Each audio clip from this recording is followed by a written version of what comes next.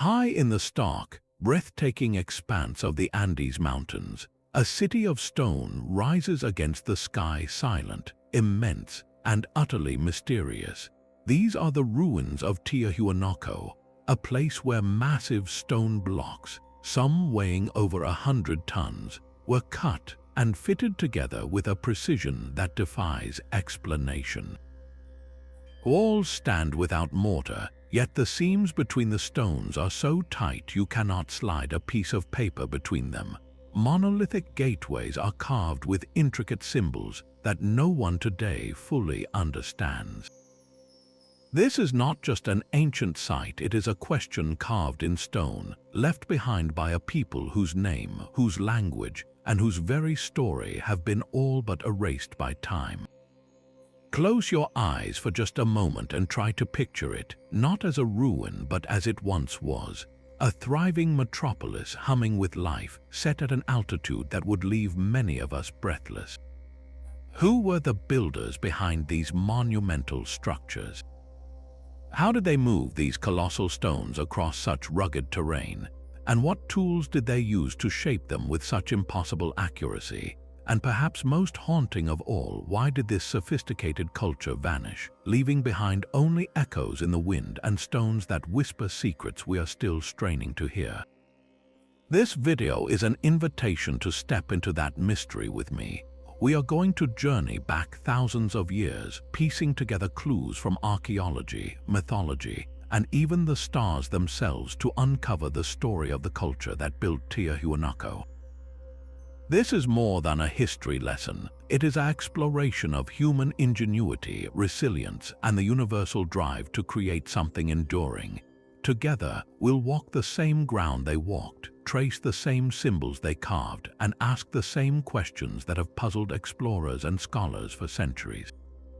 By the end, you won't just understand Tiahuanaco better, you'll feel the awe and wonder that comes from standing at the edge of one of history's greatest enigmas. So let's begin.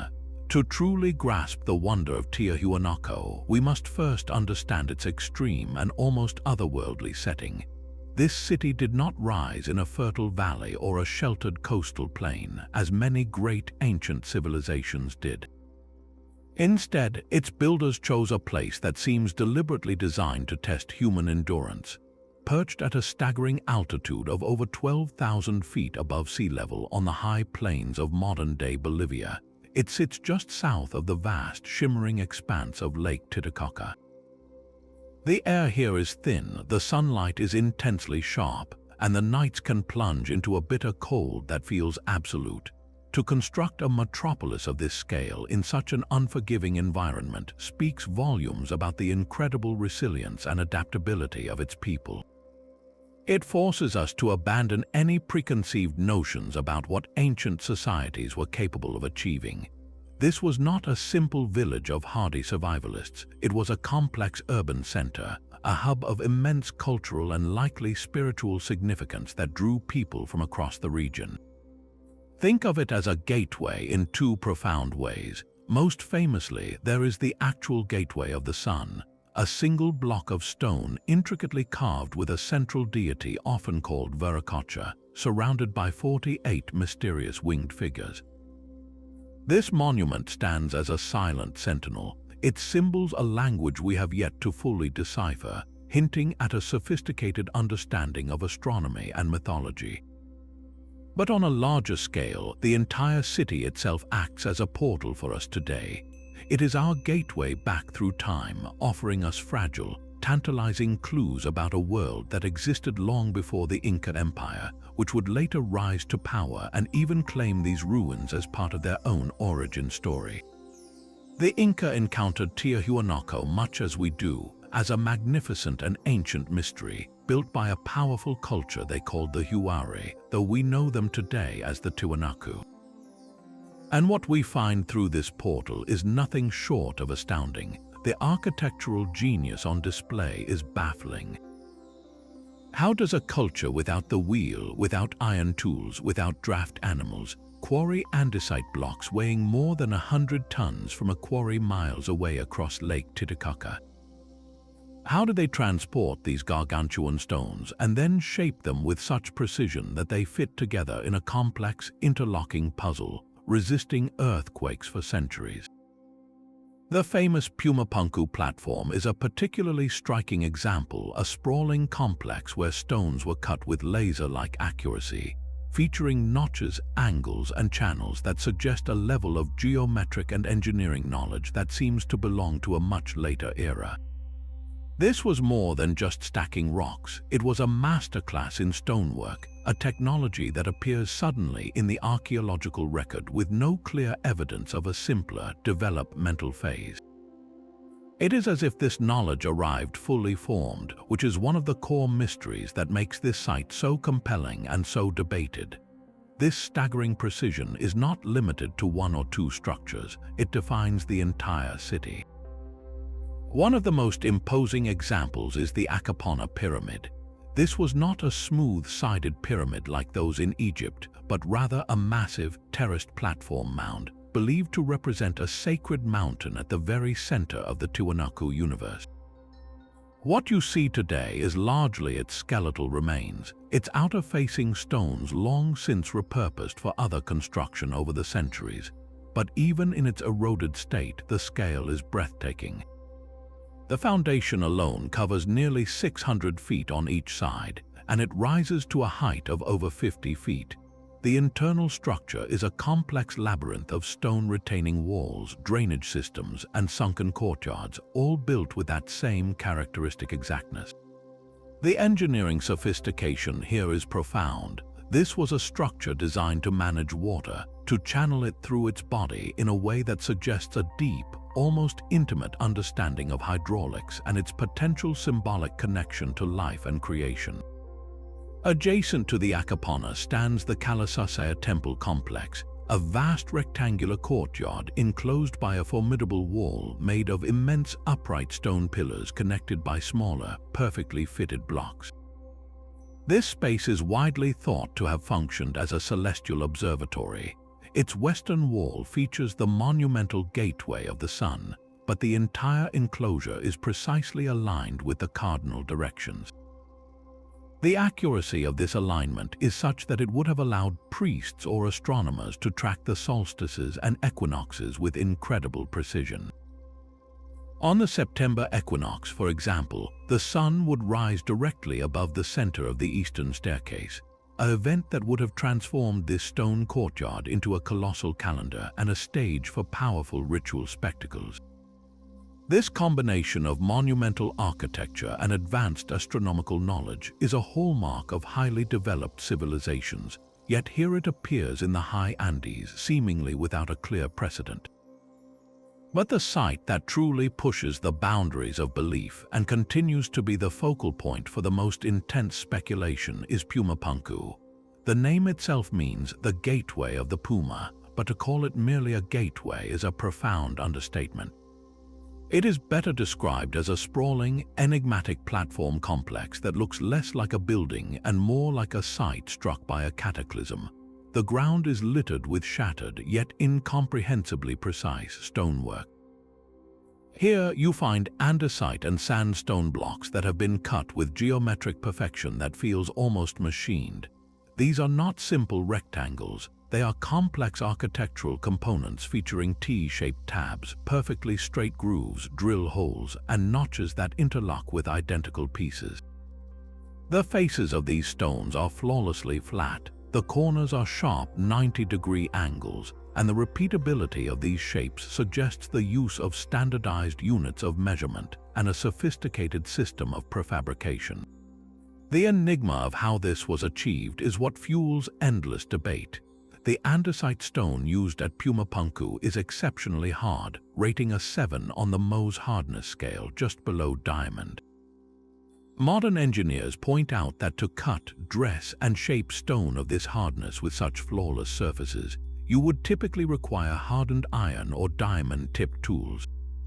The Tiwanaku culture, as far as mainstream archaeology understands, had only stone hammers, bronze chisels, and possibly tools made of llama bone. Using these softer materials to work such resilient stone seems almost impossible. The time and labor involved would be astronomical. Furthermore, the quarries for this stone were located on the Akapana Peninsula across Lake Titicaca, meaning these multi-ton, intricately carved blocks had to be transported across miles of water and then overland to the building site. The logistical feat is staggering, and it raises a question that sits at the heart of the Tiahuanaco mystery. Are we looking at the work of a brilliantly sophisticated but still human civilization that developed techniques we have yet to fully comprehend? Or does the evidence point to something else, something that challenges our entire timeline of human technological development? The stones themselves offer no easy answers, only a silent, profound challenge to our understanding of the past. Yet stepping away from the overwhelming scale of Pumapunku, we find another facet of Tiahuanaco's genius, one that is equally profound but expressed on a more intimate human scale. Just across from the Kalasasaya temple lies a very different kind of sacred space, the semi-subterranean temple. As you descend a short flight of stone steps into this sunken courtyard, the atmosphere shifts dramatically. You leave the vast, open sky of the high plains and enter a quiet, enclosed world, a square pit measuring nearly 90 feet on each side, with walls supported by a series of pillars and intricately carved heads. This space feels deeply inward, a place for gathering, for ritual, perhaps for initiation. The air is still and cool, and the arrangement creates a powerful sense of separation from the outside world, focusing all attention inward. The most striking feature of this temple, and the source of its enduring mystery, lines the walls. Set at regular intervals are a collection of carved stone heads, each one unique, each one a portrait of a distinct individual. Some faces are broad and square-jawed, others are narrow with sharp features. Some have thick lips and wide noses, while others possess thin lips and elongated skulls. Many are adorned with distinctive headgear, unusual caps, elaborate turbans, or even what appear to be helmets. The variety is astonishing, and it immediately raises a compelling question. Who are these people? They do not look like a homogeneous group. They appear to represent a vast array of different ethnicities, perhaps from every corner of the known world. This has led to several fascinating theories. One prominent idea is that these heads are portraits of conquered peoples, a kind of stone trophy case displaying the diverse ethnic groups that were brought under the control of the Tiwanaku Empire. It would be a powerful statement of dominance and reach, a permanent record of their influence. Another, more collaborative theory suggests they represent the different tribes or clans that were part of the empire itself, a celebration of the multicultural fabric that made Tiahuanaco a great and cosmopolitan center. They could be emissaries, allies, or honored guests, their likenesses carved in stone to commemorate their presence and their connection to this spiritual hub. Then there are the more speculative interpretations. The sheer diversity, combined with the unusual head shapes of some figures, has led some to propose that these are not just representations of earthly visitors, but of ancient global travelers, or even something else entirely. Could they be depicting people from other continents, evidence of transoceanic contact that mainstream history says shouldn't exist at this time? Or do the most enigmatic heads, with their elongated skulls that mirror those found in Paracas, Peru, point to a different, more mysterious human history? While these ideas venture far from conventional archaeology, they persist because the faces themselves are so openly strange and specific. Beyond the speculation, the sheer craftsmanship demands our respect. These are not crude, primitive carvings. Each face is rendered with a sophisticated understanding of anatomy and expression. The subtle contours of cheekbones, the set of a jaw, the shape of an eye. Each detail is carefully executed to capture a distinct personality. The fact that these precise features have survived centuries of exposure to the brutal Andean elements, intense ultraviolet radiation, freezing nights, and torrential rains, is a testament to the skill of the sculptors and the durability of the stone they chose. They were built to last, to carry a message across millennia, And that message, whatever it truly is, remains powerfully intact, a gallery of silent, watchful faces guarding the secrets of a sunken temple. Rising above the rest of this enigmatic city, standing alone on the Kalasasaya platform, is perhaps the most iconic and debated relic of Tiahuanaco, the monolithic gateway of the sun. Carved from a single, massive block of andesite, this archway is not merely a stunning piece of art. It is a complex codex in stone, a puzzle that has captivated and confounded researchers since it was first documented by European explorers. The gateway's central figure is a powerful, imposing deity, often referred to as the staff god or Viracocha, a name borrowed from later Inca mythology. This figure stands rigid, facing forward, holding a vertical staff in each hand. His head is adorned with a magnificent radiating headdress, suggesting the sun's rays, and tears stream down his cheeks, a detail that has sparked endless interpretation. Are they tears of creation, of sorrow, or perhaps a symbolic representation of life-giving rain? Flanking this central god are 3 rows of enigmatic figures, 48 in total, each appearing to run toward the central deity in a posture of reverence or submission. These are not simple human forms. They are depicted with wings and bird-like heads, and each one carries a staff identical to those held by the central god. For many archaeologists, this intricate tableau is not a depiction of a mystical event but a highly sophisticated astronomical calendar. The theory proposes that the entire carving is a complex representation of time, specifically the solar year. The 48 figures could symbolize the number of weeks in a year, or perhaps they relate to a lunar count, while the central deity might represent the sun itself at the solstice. The gateway's precise alignment with celestial events supports this idea. On the morning of the September equinox, the sun would rise directly through the center of the archway, flooding the Kalasasaya courtyard with light in a dramatic display of architectural and astronomical harmony. This would have allowed the priests of Tiahuanaco to mark the changing seasons with incredible accuracy, dictating the timing for planting, harvesting, and religious ceremonies.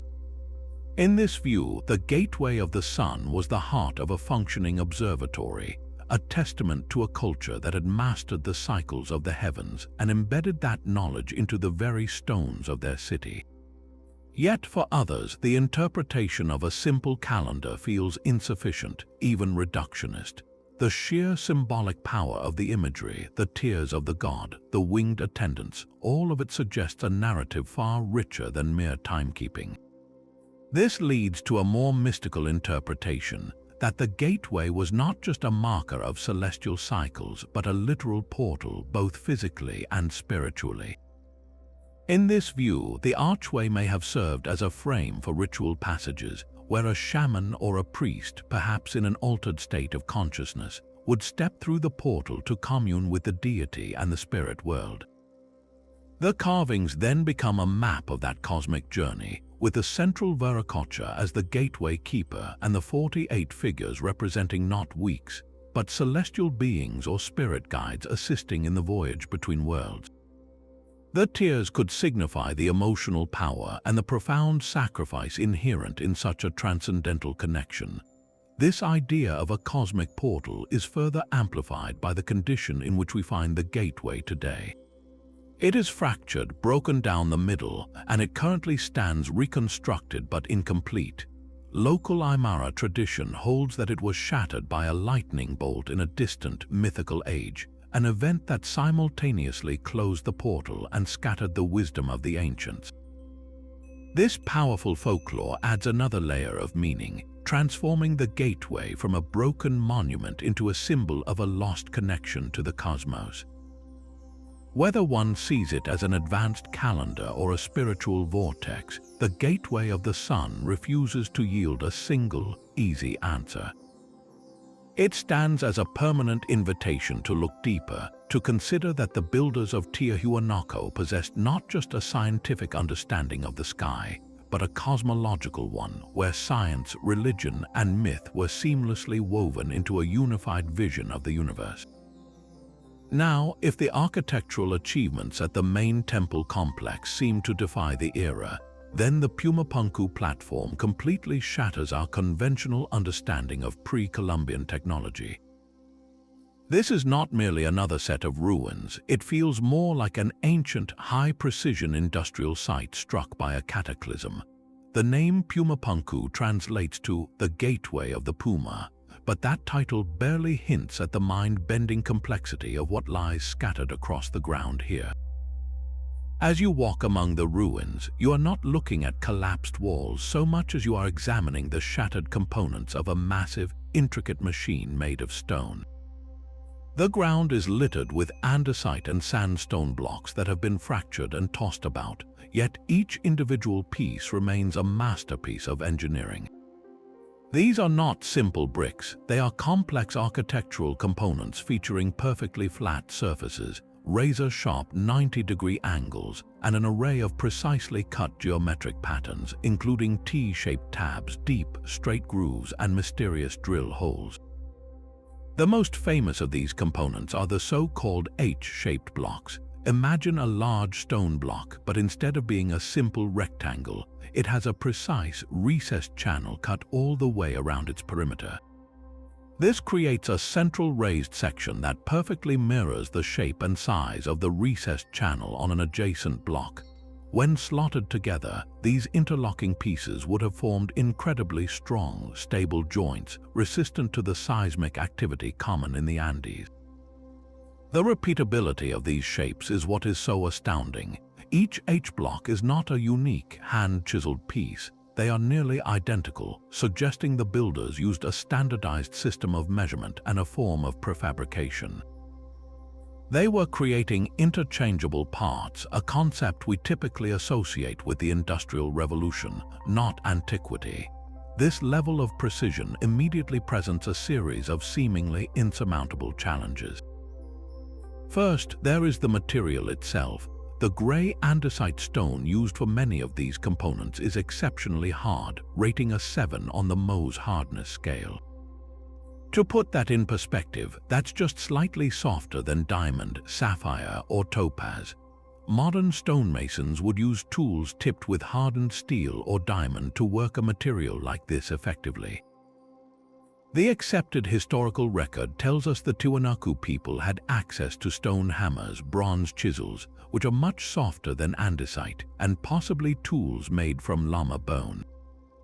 The idea of using a softer material to cut, shape, and polish a harder one, especially to this flawless standard, presents a profound physical puzzle. It would be like trying to carve a block of granite using a piece of chalk. The tool would simply wear away long before the stone was shaped. Then comes the even greater challenge of logistics.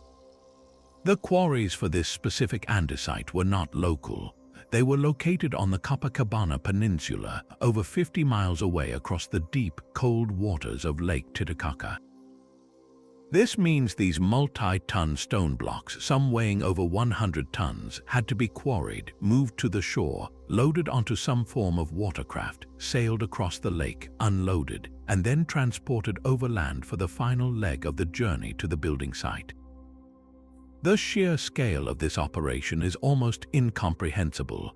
How do you move a 100-ton block of stone without wheels, without pulleys, and without strong draft animals? Theories range from the use of enormous reed boats to a system of ramps and rollers, but no single explanation feels entirely satisfactory for the volume and weight of material we see at Pumapunku. The various theories attempting to explain this mystery span a wide spectrum. Mainstream archaeology suggests a combination of immense manpower, incredible patience, and sophisticated but purely ancient techniques. This could involve the use of abrasive sand and water with stone or copper tools to slowly grind the stone into shape, a process that would have been monumentally time-consuming but technically possible. Proponents of this viewpoint to the vast labor force a powerful theocratic state could command, and the deep, generational patience that ancient cultures often possessed. On the other end of the spectrum are theories that propose a lost technology or knowledge. Some researchers point to the vitrified surfaces on some stones, suggesting the possibility of a geopolymer or a stone melting technique that has been lost to history. Others look at the precise, repetitive cuts and wonder if they had access to advanced tools, perhaps even power tools, that leave a signature we would recognize today. These ideas, while controversial and often dismissed by academia, persist because the evidence on the ground is so visually compelling and so difficult to replicate with the tools we traditionally assign to these builders. Pumapunku does not look like it was built with hammers and chisels. It looks manufactured. It stands as a silent, stone-born challenge, forcing us to question not just who built it, but how, and whether our current timeline of human technological progress is as linear and complete as we believe it to be. This brings us to one of the most hotly contested and fundamentally important questions surrounding the entire site. Just how old is Tiahuanaco?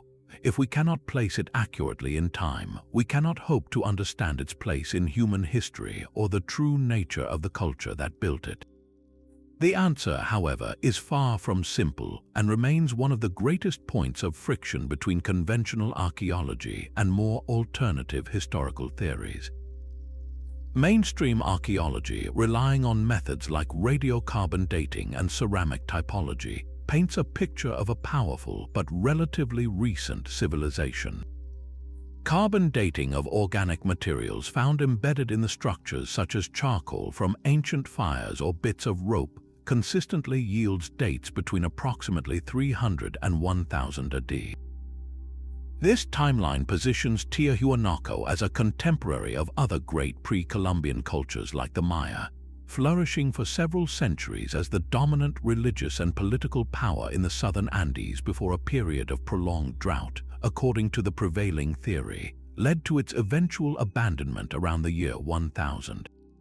In this view, the site is a magnificent but ultimately understandable achievement of a complex agrarian society that mastered its harsh environment through sophisticated engineering and social organization. Yet for many, this conventional timeline feels deeply unsatisfactory, even impossible, when confronted with the physical evidence on the ground. The sheer scale of erosion on some of the most massive stone blocks tells a different story. Geologists examining the andesite stones at Pumapunku have pointed to weathering patterns that suggest an immense passage of time, far exceeding a mere 1,000 years. This kind of deep, rounded erosion, they argue, is the work of millennia of wind and water, not centuries. Furthermore, the site's relationship with Lake Titicaca presents a massive geological puzzle. Today, the ruins sit miles from the lake's shore, but scattered around them are massive blocks of stone that appear to have been transported by tremendous water flow, and the shoreline is littered with ancient sea fossils. This has led to a compelling theory that Tiahuanaco was once a thriving port city on the shores of a much larger ancient lake. If true, the site would have to be old enough to predate the dramatic geological shifts that caused Lake Titicaca to recede to its present size, an event some researchers believe occurred not 1,000 or 2,000 years ago, but 12,000 to 17,000 years in the past. This radical redating is further supported by a fascinating astronomical argument centered on the gateway of the sun. As we discussed, the mainstream interpretation sees its 48 figures as symbolizing a calendar system.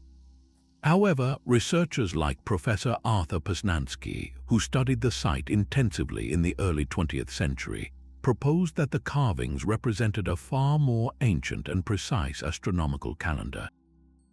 His controversial analysis suggested that the alignments of the Kalasasaya temple were slightly off from the current positions of the sun and stars. By calculating the gradual shift in Earth's axis over millennia, a process known as the precession of the equinoxes, he argued that the temple's original alignments would have been perfectly accurate around 15,000 years ago. While Posnansky's methodology has been widely criticized and dismissed by mainstream scholars, the core idea that the site's celestial blueprint points to a vastly older epoch refuses to fade away. The debate ultimately hinges on the limitations of our dating methods. Radiocarbon dating is incredibly reliable, but it only dates the organic material found in the structure, not the stones themselves. It is entirely possible that a much older site was reoccupied and renovated by the Tiwanaku culture centuries later, meaning the charcoal they left behind marks a period of use, not the original construction. This leaves us with a tantalizing and frustrating gap in our knowledge. We have a scientifically robust date for when people were living at Tiahuanaco, but the silent, eroded stones themselves whisper a potentially much deeper and more ancient history, one that challenges the very foundations of our understanding of early American civilization and the capabilities of ancient humanity. To fully appreciate Tiahuanaco's story, we must look beyond its stone walls to the vast, deep blue expanse of Lake Titicaca, a body of water that was not just a backdrop but the very lifeblood of this civilization. Today, the ruins sit over 10 miles from the shoreline, a stark, landlocked puzzle. But what if we've been looking at the picture all wrong? What if the key to understanding this city lies not in the dry ground it sits on, but in the sacred waters that once lapped at its gates? The relationship between the city and the lake is one of the most profound and mysterious aspects of this entire enigma, a connection that is simultaneously geological, practical, and deeply spiritual. Compelling geological evidence suggests that Tiahuanaco was not always landlocked. The surrounding plain is strewn with massive stones that appear to have been tossed and scattered by a tremendous, powerful force, not by human hands but by ancient water flow.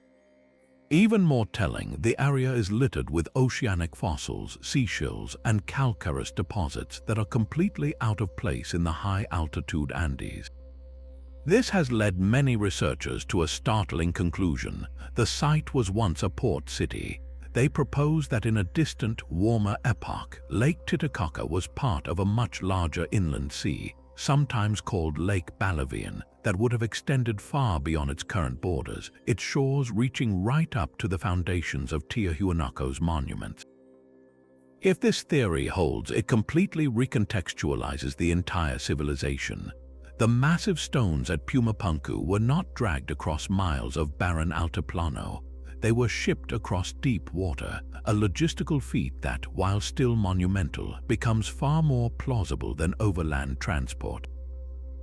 The city suddenly transforms in our mind's eye from an isolated mountain fortress into a bustling, strategic port, a hub of maritime trade and communication. This idea moves from compelling theory toward tangible reality when we explore beneath the surface of the lake itself. In the early 2000s, a team led by author and explorer Graham Hancock, working with local divers, investigated legendary underwater ruins near the coast of Cuba Island, not far from Tiahuanaco. What they discovered was electrifying. Submerged under roughly 100 feet of water, they found what appears to be a massive, man-made terrace wall, a stone quay or seawall stretching for nearly half a mile. Even more astonishing, they discovered a submerged temple, a structure that local Aymara fishermen had long known about and referred to with reverence. These are not random stones. The diving footage shows clearly cut and fitted blocks, a deliberate architectural feat now silently resting on the lake bed. For those who support a much older timeline for Tiahuanaco, these underwater ruins are the smoking gun. They are the physical proof that the lake's water level was significantly lower when the city was in its prime, and that a cataclysmic geological event, or a slow, relentless rise in water, eventually swallowed a part of the city itself, forcing its inhabitants to abandon their home. Beyond the practicalities of trade and transport, Lake Titicaca held an immense spiritual significance for the Tiwanaku people, a meaning that has been carried forward for millennia by the local Aymara people. The lake was not merely a resource, it was the origin place of life itself. Their creation myth tells of the god Viracocha rising from the depths of the lake to bring light and life to a world shrouded in darkness. After creating the sun, moon, and stars, he journeyed to Tiahuanaco to shape the first human beings from stone before sending them out into the world to populate it. In this cosmology, the lake is the primordial womb, the source of all existence. This deep spiritual connection explains why the city was built in such an improbable location. It wasn't built in spite of the harsh environment. It was built because of the sacred lake. This was a place of pilgrimage, a destination where one could physically stand at the very site of creation, close to the watery abyss from which all life emerged. The city and the lake were two parts of a single sacred whole, the lake providing the spiritual reason for being, and the city serving as the magnificent physical testament to that belief.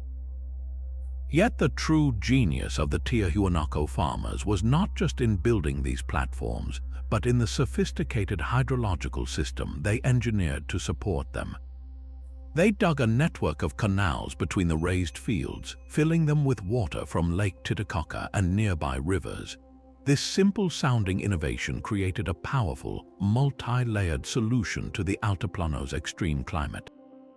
The water in the canals acted as a thermal mass, absorbing the intense heat of the sun during the day, and then slowly releasing that warmth throughout the bitterly cold nights. This created a stable microclimate around each field, protecting delicate crops from the frost that could destroy them in a matter of hours. The constant evaporation from the canals also increased humidity in the immediate area, further shielding plants from the desiccating winds. It was a form of natural climate control, a technology built from mud and water that turned a hostile environment into a fertile oasis. Beyond temperature regulation, this system was a masterpiece of nutrient management and pest control. The canals were not just for water, they were vibrant, living ecosystems. Farmers cultivated aquatic plants like totora reeds in them, which they would periodically pull up and add to the raised beds as a rich, green compost, constantly replenishing the soil's fertility without the need for fallowing. The water also attracted fish and waterfowl, providing an additional, crucial source of protein to the local diet. Even the pest management was brilliantly integrated. The canals created a physical barrier that deterred many ground-based insects and rodents from reaching the crops, while the fish and frogs living in the water helped control mosquito populations. This was not merely farming, it was a closed-loop, sustainable agro-ecosystem of breathtaking complexity, one that modern permaculturists still study with a sense of awe. This agricultural prowess was the undeniable foundation of Tiahuanaco's power. The ability to generate massive, reliable food surpluses is what allows any civilization to shift its energy from mere survival to grand projects. The vast stores of quinoa, potatoes, and other crops grown in the Suca Collis would have fed the armies of laborers who quarried the stones, moved the monoliths, and built the monumental temples. This surplus also fueled a specialized class of artisans, priests, and astronomers, the thinkers and creators who developed the complex cosmology and sophisticated engineering that defined the site. It supported a thriving trade network, as surplus food could be exchanged for exotic goods like spondylus shells from the Pacific coast or feathers from the Amazon basin, goods we know they possessed.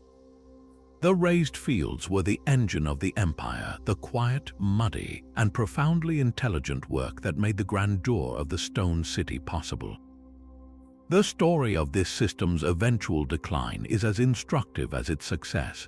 Archaeological evidence suggests that a series of prolonged, severe droughts, possibly lasting for decades or even centuries, began around the year 1000.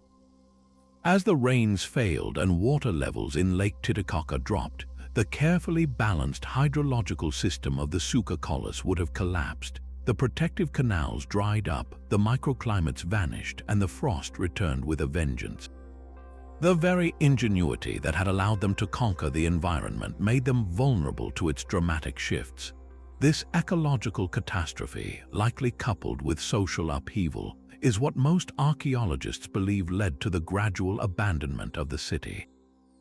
The knowledge of how to build and maintain the raised fields, however, was never entirely lost. It was passed down through generations of Aymara farmers, and in recent decades, archaeologists and development NGOs have been working with these communities to revive the ancient Suka colors. The results have been astonishing, with revitalized fields consistently producing crop yields that dwarf those of conventional modern agriculture in the same region, proving that the wisdom of the Tiahuanaco culture holds powerful lessons for our own era of climate uncertainty. Amidst the sprawling, open-air museum of Tiahuanaco, 3 silent, towering figures stand as enduring sentinels of a lost world. These are the great monoliths often referred to by the names modern archaeologists gave them: the Bennett monolith, the Ponce monolith, and the frail monolith. Unlike the shattered precision of Pumapunku, these are complete, human-like forms, each carved from a single block of stone and covered in a breathtaking tapestry of symbols that may be our most direct window into the minds and beliefs of the people who created them. The largest and most imposing of the 3 is the Bennett monolith, a towering figure that stands over 24 feet tall. Discovered by archaeologist Wendell Bennett in 1932, it now resides in a special gallery in the site's museum, but it was originally the central figure of the semi-subterranean temple. To stand before it is an awe-inspiring experience. The figure is rigidly frontal, its arms held close to its sides, its hands carved in a way that suggests it once held ceremonial staffs or objects. But the true story of the Bennett monolith is not in its posture but in its skin. From head to toe, every available surface is covered in an incredibly intricate and dense series of carved reliefs. You see repeating patterns of what look like eyes, serpents, circles, and step-fret designs, all interlocking in a complex, almost hypnotic visual language. Scholars believe this is not mere decoration. It is a form of symbolic communication, a sacred text written in stone. One prominent theory suggests that the entire carving represents a layered cosmology. The head and the upper body might symbolize the celestial realm, the world of the sun, stars, and deities. The middle section, with its more earthly patterns, could represent the world of the living, of humans and animals. And the lower portion, often featuring more abstract or underworldly motifs, might depict the subterranean realm or the world of the ancestors. In this view, the monolith is not just a statue. It is a map of the entire universe, a 3-dimensional diagram of the Tiahuanaco worldview, with this powerful figure acting as the axis mundi, the central pillar connecting all 3 layers of existence. Not far away, within the Kalasasaya temple, stands the Ponce monolith, named for the Bolivian archaeologist Carlos Ponce Sanguinés. While similar in style to the Bennett monolith, it possesses a distinct character and presence. It is slightly smaller, but its carvings are, if anything, even more refined and detailed. The figure also stands rigidly, holding what appear to be 2 ceremonial vessels, one in each hand. Its face is more defined, with wide, staring eyes and a mouth set in a stern, authoritative expression. Many interpret this figure as a representation of a specific ruler or a high priest, a deified leader who served as the intermediary between the people and their gods. The objects in its hands could be containers for ceremonial liquids like water or chicha, and fermented beverage used in offerings to ensure fertility and the continued favor of the deities. The surface of the Ponce monolith is a masterclass in symbolic art. You can clearly make out puma heads, fish, and condors, all animals that held profound symbolic significance in Andean cosmology. The puma represented power and the earthly realm, the condor was a messenger to the celestial world, and the fish symbolized the watery, life-giving depths of Lake Titicaca. Their presence together on a single figure suggests a being who held dominion over all these spheres, a master of the 3 worlds. Another recurring motif is the achera, a type of cane or reed which may symbolize sustenance and agricultural abundance. Every symbol is a word in a lost language, and together they tell a story of a culture deeply connected to the natural world, seeing divine meaning in every animal, plant, and element. The third figure, the frail monolith, which translates to the monk, presents its own unique set of mysteries. Its posture is similar, but its iconography is strikingly different. The figure appears to be holding not vessels, but a peculiar object that some have interpreted as a kind of knife or a measuring instrument. Most intriguing are the carvings on its back, which depict a series of shell-like forms, possibly representing the spondylus shell, a highly prized and sacred item traded from the distant Pacific coast. This has led to speculation that the frail might represent a merchant class or a specific group within society responsible for long-distance trade and the acquisition of these spiritually important goods. Other interpretations are far more esoteric. The instrument in its hands and the precise, grid-like patterns on its body have led some researchers to propose that the frail is not a person at all, but a depiction of a teacher or a bringer of knowledge, perhaps even holding a tool for measurement or construction. The overall effect is less overtly spiritual than the Bennett or Ponce monoliths and more functional, as if this figure represents the application of sacred knowledge to the practical world. Together, these three giants form a powerful triad. They may represent different aspects of the same deity, perhaps Viracocha in his various forms as creator, sustainer, and teacher. Or they could be a hierarchy of divine rulers, a pantheon of powerful beings who guided the people. Their silent, stony gaze seems to hold the answers, challenging us to finally learn how to read their stories. The profound connection between the Tiwanaku people and the cosmos is chiseled into the very alignment of their city, transforming the entire site from a collection of buildings into a colossal stone calendar and observatory. This was not a culture that simply watched the stars. They built a world that moved in harmony with them, embedding a sophisticated understanding of astronomy into the foundations of their architecture. The most striking evidence of this celestial mastery is found in the precise orientation of the Kalasasaya temple. This vast rectangular courtyard, enclosed by its formidable wall of alternating large pillars and smaller blocks, is not aligned to true north as we know it. Instead, its main axis is offset by a precise few degrees, an intentional design that allowed its builders to track the sun's movement with breathtaking accuracy. The entire layout functioned as a sophisticated solar marker. On the morning of the September equinox, a priest or astronomer standing in the center of the courtyard would witness the sun rise directly over the exact center of the eastern staircase, flooding the sacred space with a perfectly aligned beam of light. 6 months later, during the March equinox, the same event would occur over the northern portion of the same wall. The solstices were marked with equal precision. During the December solstice, the sun would rise over the northeastern corner of the enclosure, while the June solstice sunrise would align with its southeastern corner. This wasn't a casual observation, it was a precisely engineered system. The corners of the Kalasasaya are not simple right angles but are slightly notched, creating specific focal points to capture the first sliver of the solstice sun. This allowed the Tiwanaku to divide their year with exactitude, dictating the optimal times for planting, harvesting, and holding their most important religious ceremonies. Their agricultural abundance and social order were literally guided by the sun's path, as read through the stone frame of their temple, but the celestial knowledge likely extended far beyond simple solar cycles.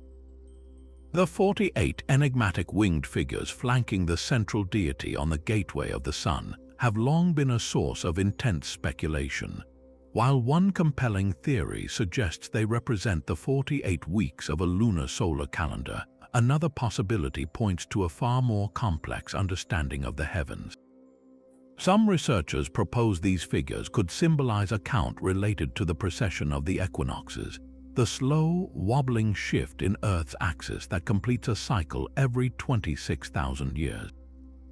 This is an advanced astronomical concept that Western science didn't grasp until the time of Hipparchus in ancient Greece. If the Tiwanaku were indeed tracking this grand celestial cycle, It implies a depth of observational astronomy accumulated over countless generations, a project of such monumental patience that it challenges our perception of so-called primitive cultures. This astronomical integration went beyond mere timekeeping. It was the bedrock of their spiritual and political power. Controlling the calendar meant controlling the rhythm of life itself. The ability to predict the turning of the seasons, to announce the exact day the rains would come or the crops should be sown, would have elevated the priestly class to the status of intermediaries with the gods. Public ceremonies held within the Kalasasaya during these celestial events would have been powerful spectacles of light and shadow, reinforcing the authority of the rulers and the divine order of their universe. The architecture itself became a tool for manifesting their cosmology, making the abstract movements of the heavens a tangible, predictable reality for every citizen. In the thin, clear air of the Altiplano, where the Milky Way blazes with impossible intensity and the stars feel close enough to touch, the Tiwanaku didn't just look up at the sky, they built a world below that mirrored its majestic and eternal order. Yet for all its grandeur and ingenuity, the city of Tiahuanaco now stands silent, its halls empty and its plazas deserted. This brings us to one of the most haunting questions of all. What catastrophic event or series of misfortunes could have led to the complete abandonment of this seemingly invincible civilization? The disappearance of its builders is a puzzle with several compelling pieces, each pointing to a different potential culprit, and the truth likely lies in a complex combination of factors. The most widely supported theory among archaeologists points to a profound and prolonged climate shift. Evidence from ice cores drilled from nearby Andean glaciers tells a story of a dramatic environmental change. Around the year 1000, the region, which had enjoyed a long period of reliable rainfall and stable conditions, was struck by a mega drought that may have lasted for several centuries. For a culture whose agricultural genius was entirely dependent on a carefully managed water system from Lake Titicaca, this would have been a death sentence. As the rains failed and the lake level dropped, the intricate network of canals feeding the Suca Collis would have dried up. The protective microclimates vanished, the frost returned unchecked, and the once bountiful harvests withered in the fields. A society can withstand a few years of poor rainfall, but generations of relentless drought would have systematically dismantled the very foundation of their power, their ability to feed a large, non-farming population of elites, artisans, and laborers. This ecological collapse would have inevitably triggered massive social upheaval. As food stores dwindled, the authority of the priestly and ruling classes would have crumbled.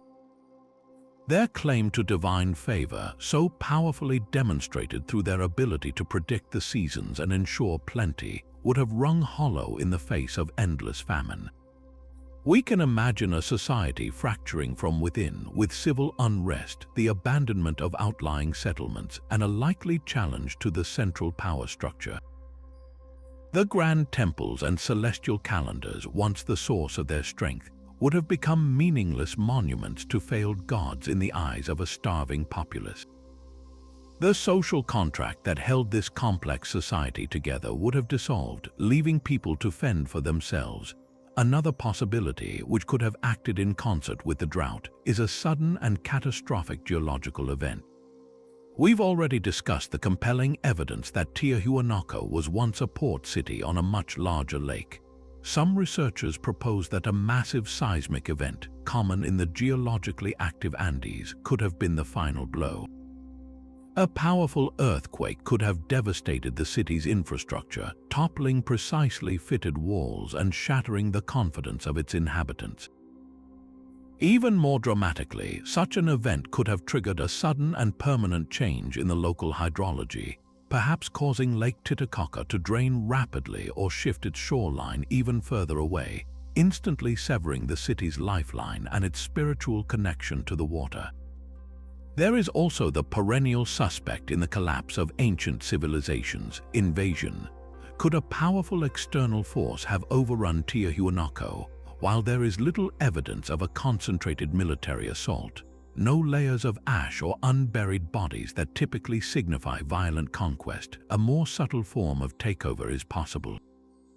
The weakening of the central state by drought and famine would have made the city and its remaining resources a tempting target for neighboring groups, perhaps the emerging powers that would later become the Aymara kingdoms or even the early Inca. Instead of a single, decisive battle, the end may have come through a slow cultural assimilation, where a weakened Tiwanaku population was gradually absorbed by incoming groups who repurposed the sacred stones for their own buildings and layered their own myths over the old ones. In the end, the most likely scenario is not a single cataclysm but a tragic convergence of these events. A prolonged drought stressed the agricultural system and fractured the social order. This internal weakness may have left them vulnerable to pressure from outside groups, and a major earthquake could have been the final, symbolic strike that broke their will to remain. The people did not vanish into thin air. They likely dispersed, migrating to more fertile valleys, blending with other cultures and taking their knowledge with them. Their legacy lived on in the raised field agriculture adopted by others, in the stones that the Inca would later marvel at and claim for their own origin stories, and in the enduring spirit of the Aymara people who still inhabit the region and preserve fragments of their ancient world. The city was abandoned not with a bang, but with a slow, sorrowful sigh, as the last inhabitants turned their backs on the grand stone questions they had built, leaving them for us to discover and ponder centuries later. The silent stones of Tiahuanaco may seem like the ultimate testament to a culture that expressed its entire world through architecture and iconography. But this leads us to one of the most tantalizing and unresolved questions in Andean archaeology. Did this sophisticated people possess a true written language? The evidence we have is both everywhere and nowhere, a collection of symbols that feel achingly close to writing but refuse to coalesce into a system we can fully decipher. Scattered across the immense monoliths, the shattered blocks of Pumapunku, and countless portable artifacts are intricate carvings that are far more than simple decoration. We see repeating patterns of stepped crosses, zigzag lines, stylized animal figures like pumas and condors, and the iconic chacana or Andean cross. These symbols are consistent, they are complex, and they are clearly meaningful. The central figure on the gateway of the sun is virtually covered in them, a dense tapestry of what could very well be a symbolic text. The problem is, we lack the very thing we need to crack the code, a Rosetta Stone. Without a bilingual inscription or a comprehensive key, these symbols remain a locked door to the inner thoughts of the Tiahuanaco people. This has sparked a vigorous debate among scholars. On one side are those who argue that what we are seeing is not writing in the traditional sense, but a highly developed system of proto-writing or semasiography. This is a form of communication where symbols convey ideas and information directly without representing specific words or sounds of a spoken language. Think of it like modern international airport signage or the icons on a computer dashboard. A figure of a person walking represents the idea of a pedestrian crossing, not the specific word walk. In this view, the Tiahuanaco symbols were a universal, non-linguistic code used across their vast sphere of influence to communicate core religious concepts, social hierarchies, and perhaps even basic historical narratives. This would explain their consistency and power without requiring a full written language. However, other researchers point to the incredible complexity and potential for combinatorial power in these symbols.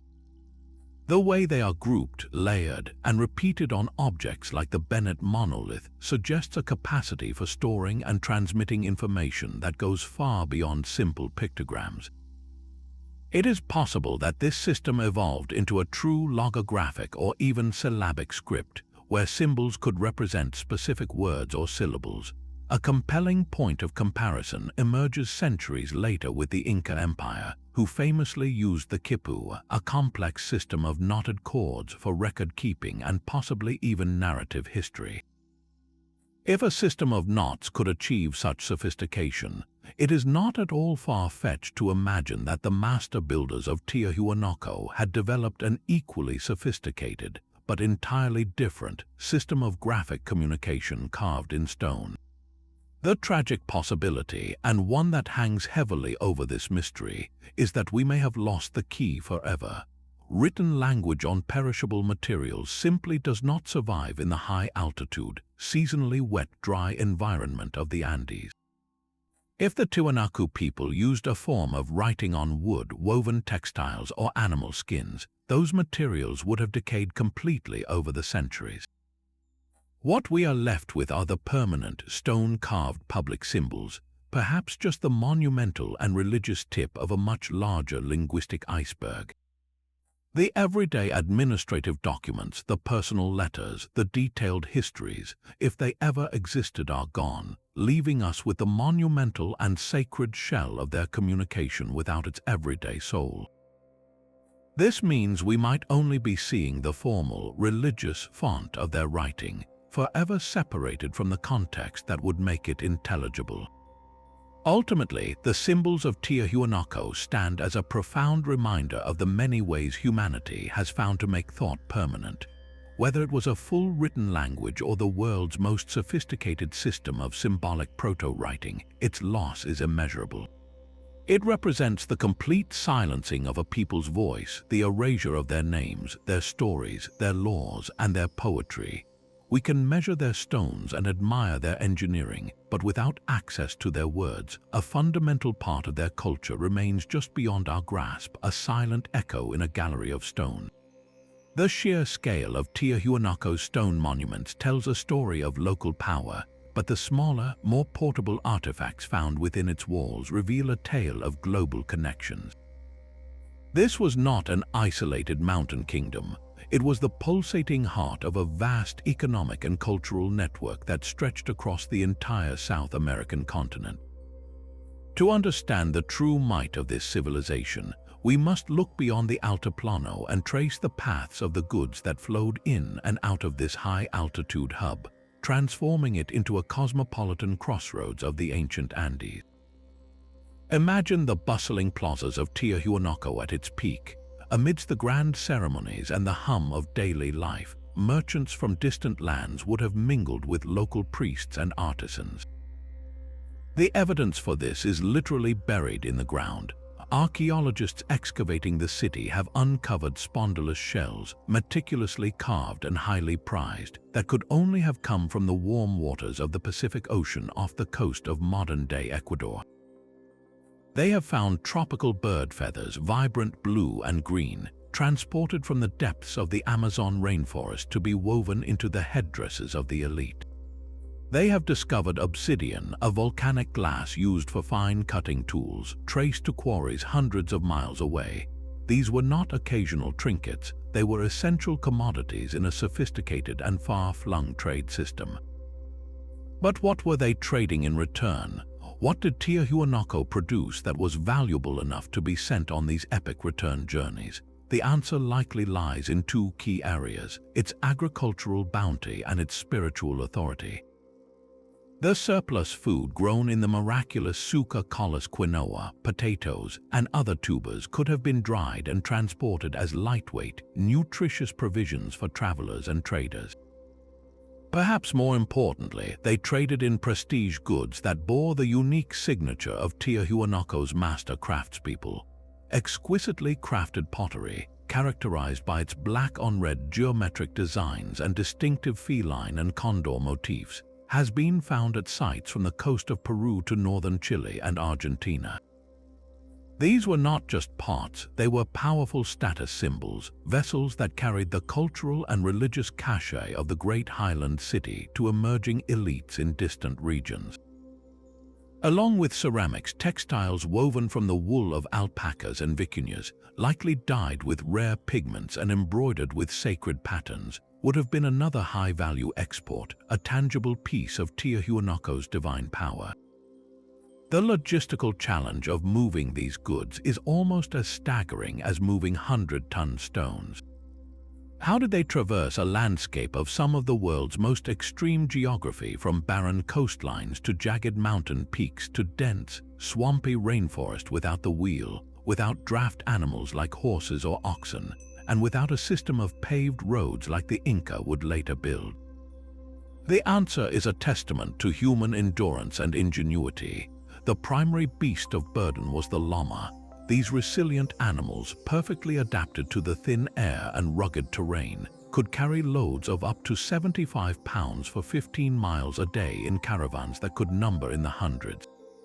We can picture these processions snaking along mountain trails, their bells softly clinking, guided by merchants who knew the paths intimately.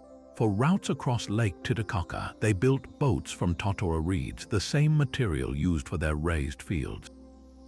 These vessels, capable of carrying significant cargo and even people, connected the Altiplano to communities all around the lake's vast shoreline, creating a maritime highway that fed goods into the overland routes. This network was not just about moving physical objects, it was a circulatory system for ideas, beliefs, and technology. The iconic image of the staff god from the Gateway of the Sun appears on pottery and textiles thousands of miles away. The precise stone-cutting techniques that defined Tiahuanaco architecture influenced building styles in cultures hundreds of miles from the city center.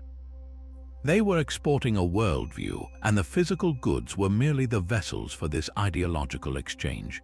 This vast sphere of influence, supported by both economic might and spiritual appeal, suggests that Tiahuanaco was less a traditional empire conquered by the sword and more a powerful religious and cultural hegemon. Its influence spread not necessarily through military domination, but through a compelling economic and ideological system that other cultures willingly bought into. Local leaders in far-off oases or fertile valleys would have gained prestige and power by aligning themselves with Tiahuanaco, acquiring its goods, adopting its symbols, and perhaps even sending their children to be educated in its precincts. The city's reach was a testament to the power of its idea, a vision of order, abundance, and connection to the cosmos that resonated across the diverse landscape of ancient South America, weaving together a continent with threads of trade, faith, and stone. Reconstructing the political machine that powered the Tiwanaku state is like trying to reassemble a complex mechanism from only its largest, most durable gears. We have the monumental architecture, the evidence of far-flung trade, and the iconography of power, but the day-to-day mechanisms of governance have largely vanished. What emerges from the shadows, however, is the portrait of a highly stratified and sophisticated society, likely governed by a theocratic elite whose authority was woven from a potent blend of religious belief, economic control, and sheer organizational genius. The very layout of the city itself offers the first clue to a rigid social hierarchy.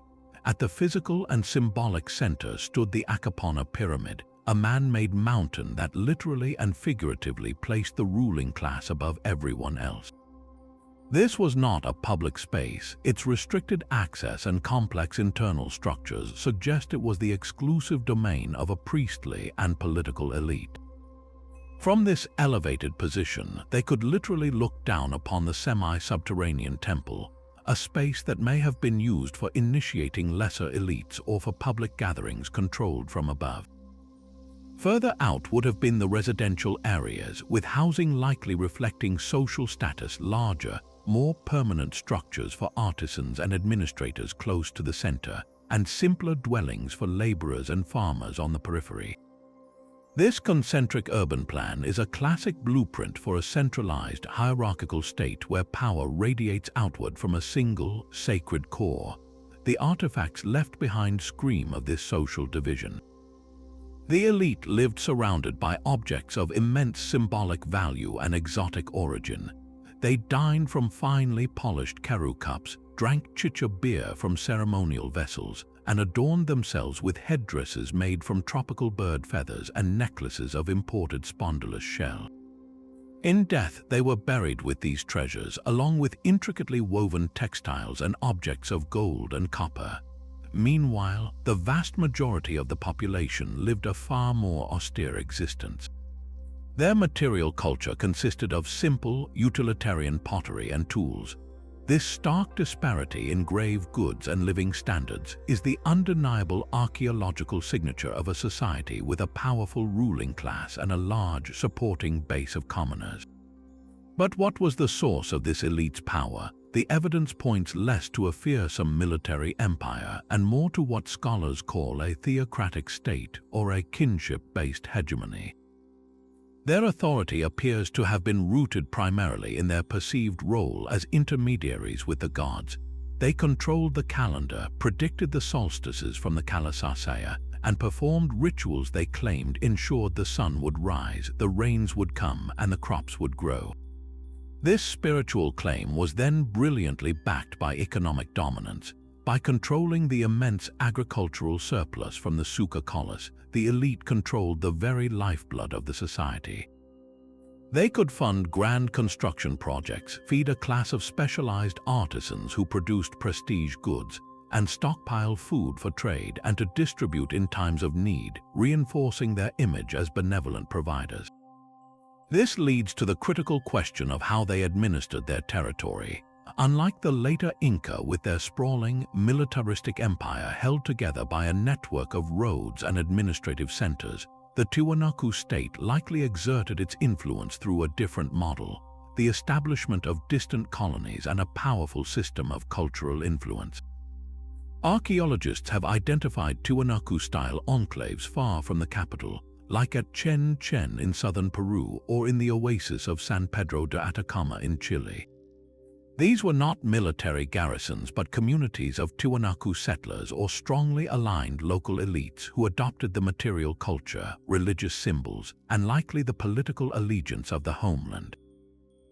They served as nodes in a vast economic network, facilitating the flow of exotic goods like obsidian, feathers, and shells back to the Altiplano while disseminating Tiwanaku's cultural and religious ideals outward. The iconic imagery of the staff god, so central to Tiwanaku's cosmology, becomes a key piece of evidence here. This figure, found carved on the gateway of the sun and emblazoned on pottery and textiles, appears hundreds of miles away. This wasn't a case of artistic plagiarism, it was a powerful ideological export. Local leaders who aligned themselves with Tiahuanaco gained prestige by associating with this potent spiritual symbol. They could access luxury goods and technological knowledge, strengthening their own local power base. In return, they provided loyalty and resources to the central state. It was a form of soft power, a hegemony built on the compelling appeal of a sophisticated culture and its promise of abundance and cosmic order, rather than outright conquest by force. This is not to say the Tiwanaku state was entirely pacifistic. The presence of trophy heads in some archaeological contexts and the defensive walls around some of their outposts suggest they could and did use force to protect their interests or quell dissent. However, the lack of widespread evidence for militaristic iconography, unlike the Moche culture to the north with its detailed depictions of warriors and combat, implies that coercion was not the primary engine of their control. Theirs was a system where belief, economics, and politics were seamlessly fused. The rulers were not just kings, they were divine conduits. Their administration was not just a bureaucracy, it was a sacred duty. The state's power was projected not just by caravans of goods, but by the pervasive idea that alignment with Tiahuanaco was alignment with the very order of the universe itself, a political message carved in stone and woven into cloth that resonated across the ancient Andes. The spiritual world of Tiahuanaco was not a separate part of life. It was the very air its people breathed, the reason the city was built, and the invisible force that shaped every stone. To understand their beliefs, we must become detectives of the divine, piecing together clues from the silent temples, the scattered artifacts, and the echoes of their cosmology that survived in later Andean cultures. At the heart of this spiritual universe stood a powerful, central deity we know today as Viracocha, the staff god. This imposing figure, carved into the gateway of the sun and likely represented by the great monoliths, was more than a god. He was the creator of all things. In the Tiwanaku belief system, which we can reconstruct from later Inca myths that undoubtedly borrowed from it, Viracocha emerged from the depths of Lake Titicaca to bring light to a world of darkness. He created the sun, the moon, and the stars, and then journeyed to Tiahuanaco to shape the first human beings from stone before sending them out to populate the earth. This makes the city not just a political capital, but the recognized birthplace of humanity itself, the very site of creation. This supreme status explains the immense effort poured into its construction. This was the most sacred place on earth.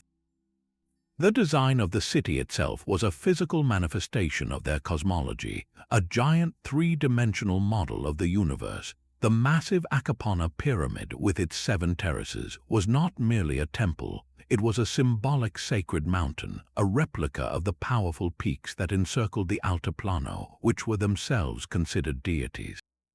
Mountains were seen as sources of water and life, and the Akapana's sophisticated internal drainage system suggests it was designed to channel water in a powerful reenactment of this life-giving force.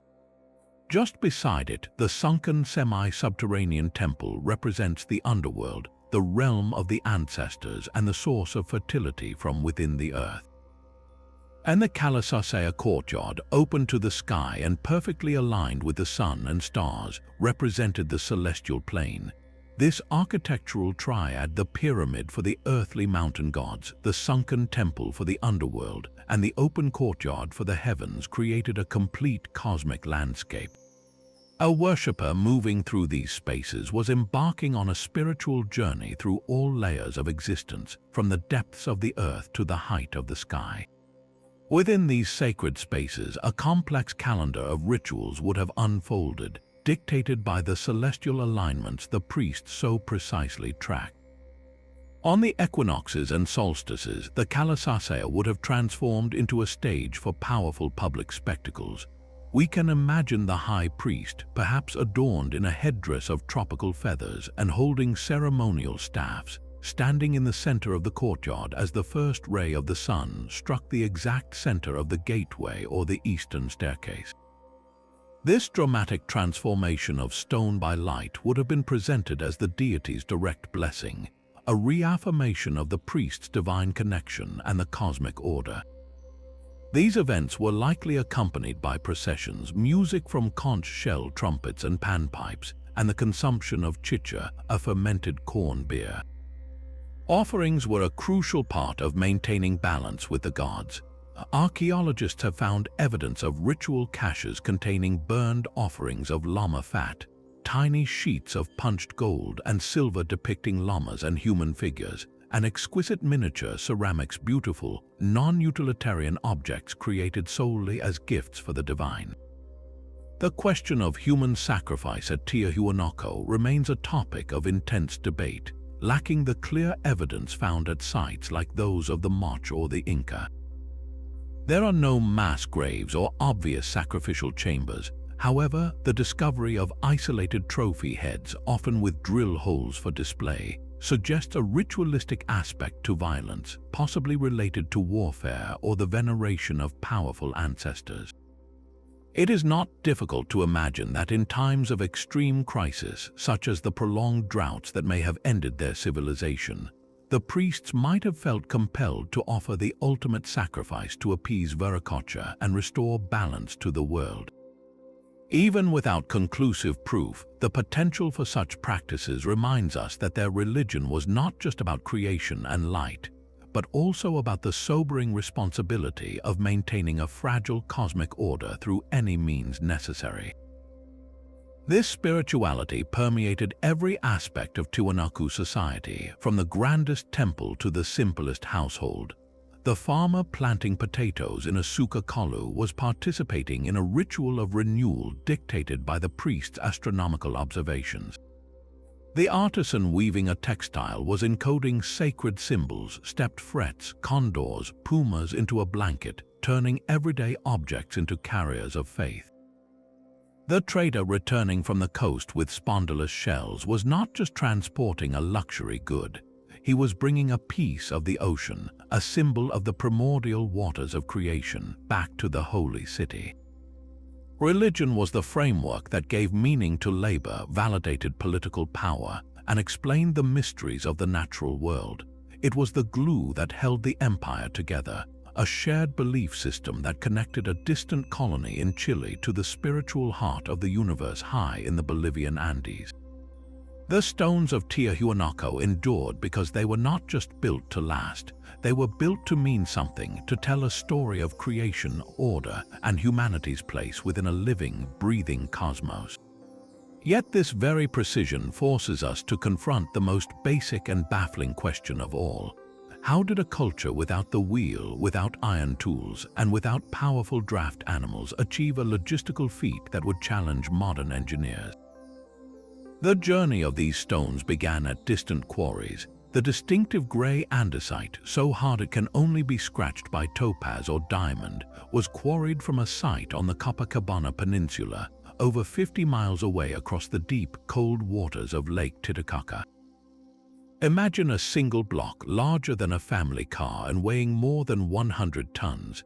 Now imagine moving it. The first step was prying it loose from the mountainside. Workers likely used a combination of heating the stone with fire and then rapidly cooling it with water to create fractures, before employing stone hammers and bronze chisels to work it into a rough shape. But this is only the beginning of the puzzle. The real mystery is the journey from the quarry to the building site. For the overland segment, the most widely accepted theory involves a massive workforce and a system of ropes, rollers, and ramps. Hundreds, perhaps thousands of laborers would have hauled the monstrous blocks using thick ropes made from llama hide or plant fibers. They likely placed the stone on wooden sleds and dragged it over a path of lubricated log rollers. Some experiments have shown that wet clay or frozen potatoes could have served as an effective lubricant to reduce friction, making the seemingly impossible task slightly more plausible. This method would have been agonizingly slow, requiring incredible coordination and a deep understanding of physics, but it is within the realm of what we know ancient cultures were capable of achieving, as seen in other parts of the world. But the journey didn't end at the shore of Lake Titicaca. The blocks then had to be transported across miles of open water. Here, the theory points to the use of massive reed boats. The local Aymara people have a long tradition of building boats from totora reeds, and some of these vessels, known as balsas, can be surprisingly large and buoyant.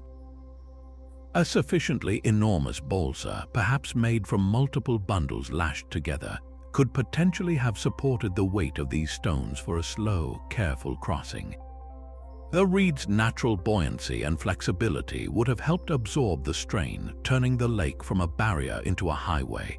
This theory gains strength from the geological evidence that Tiahuanaco was once a port city, meaning the stones could have been unloaded much closer to the final building site than they are today. However, for many observers, these conventional explanations, while possible, still feel insufficient. They don't fully account for the volume of material, the sheer weight of the largest blocks, or the mind-boggling precision of the final fit. This gap has given rise to more speculative theories that venture into the realm of lost knowledge. Some researchers point to the vitrified, almost glazed surfaces on some stones and the curious drill holes found in others, wondering if the builders possessed a method for somehow softening the stone. Could they have used a plant-based chemical compound to dissolve the rock's surface, allowing them to mold it like clay before it rehardened? This idea of a lost geopolymer, while controversial and lacking direct evidence, is one attempt to explain the machine-like finish that seems to defy hand tools. Another line of speculation looks at the precise, repetitive cuts and wonders if the builders had access to advanced tools that have simply not survived in the archaeological record. Could they have developed a form of mechanical saw powered by water or sand abrasives? Might they have used tools tipped with diamonds or other exceptionally hard stones that we have yet to discover? These ideas are often dismissed by mainstream archaeology due to a complete lack of evidence for such technology in the Andes, but they persist because the visual evidence at Pumapunku is so jarringly anachronistic. It simply does not look like it was built with the toolkit we have assigned to its builders. Perhaps the most profound lesson from this mystery is that our inability to replicate their feat with the tools we think they had says more about the limits of our own imagination than it does about their capabilities. We tend to judge the past through the lens of our own technological evolution, but human ingenuity is not a single linear path.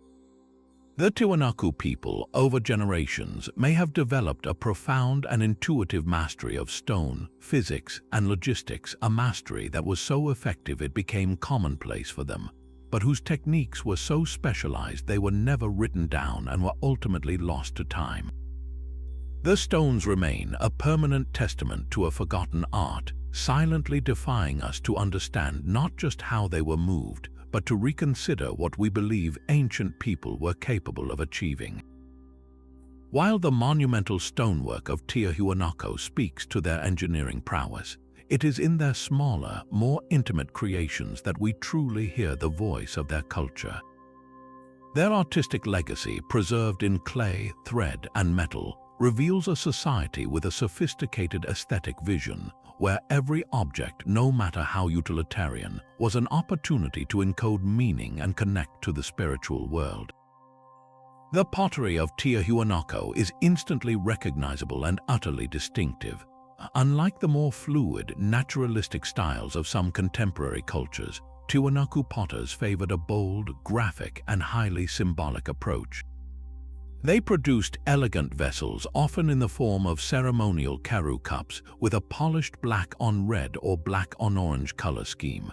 The surfaces of these pots are not merely decorated. They are meticulously partitioned into panels and bands, each filled with a complex vocabulary of geometric and zoomorphic designs. You see repeating patterns of stepped frets, circles, and cross motifs that likely echoed the architectural patterns of their temples. Interwoven with these geometric forms are stylized but powerful animal figures, soaring condors, snarling pumas, and curvaceous snakes. These weren't just pretty pictures. Each creature was a potent symbol. The condor represented the upper world, the celestial messenger. The puma stood for the middle world, earthly power and authority. The snake symbolized the underworld, the realm of the ancestors and fertility. A single drinking vessel, then, could become a miniature model of the cosmos, a constant reminder of the three-tiered universe and the drinker's place within it.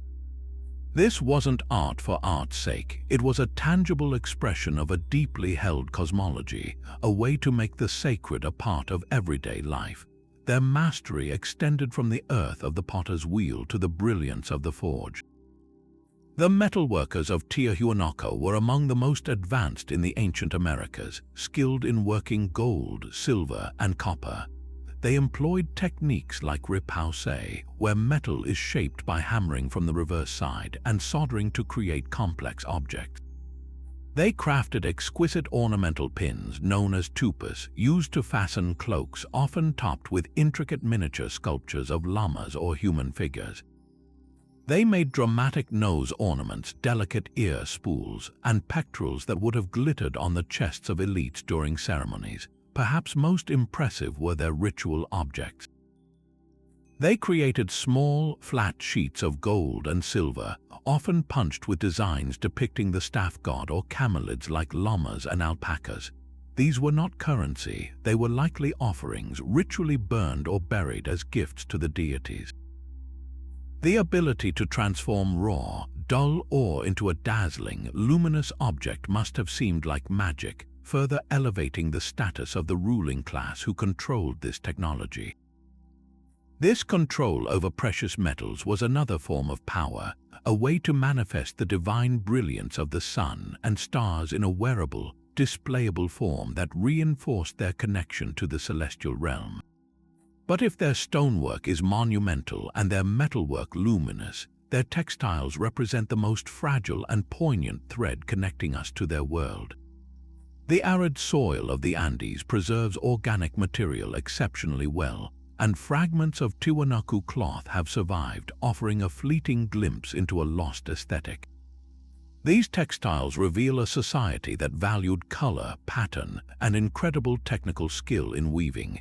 Using yarn spun from the wool of alpacas and vicuñas, they dyed threads with vibrant colors derived from plants and minerals. They then employed complex weaving techniques to create tunics, mantles, and hats adorned with the same symbolic repertoire found on their pottery: geometric patterns, stylized animals, and likely the ever-present image of the staff god. Imagine the visual impact of a procession of elites, their dark stone architecture providing a stark backdrop for the movement of individuals clad in brilliantly colored, intricately patterned garments, their headdresses swaying with tropical feathers and their faces framed by gleaming gold ornaments. This was a culture that understood the power of spectacle. The textiles, more than any other artifact, hint at a lived-in aesthetic, a world that was not just stern and monumental but also vibrant, colorful, and rich with tactile beauty. Each fragment is a whisper of a sophisticated textile industry that would have required spinners, dyers, weavers, and designers, all working to clothe both the people and the state in a fabric of symbolic power and stunning artistry. Together, these artifacts, the solemn pots, the radiant metals, the faded cloth, paint a far more complete picture of Tiahuanaco, not as a culture obsessed only with stone, but as a complete civilization that wove spiritual belief, political identity, and breathtaking artistry into every aspect of their existence. The question of whether Tiahuanaco was an isolated mountain kingdom or a hub in a vast network of ancient interaction is one of the most captivating threads in its entire story. When we look at the wider tapestry of pre-Columbian South America, striking similarities emerge that are simply too profound to dismiss as mere coincidence. This forces us to consider a world far more interconnected than we once imagined, where ideas, goods, and beliefs traveled across immense and unforgiving distances.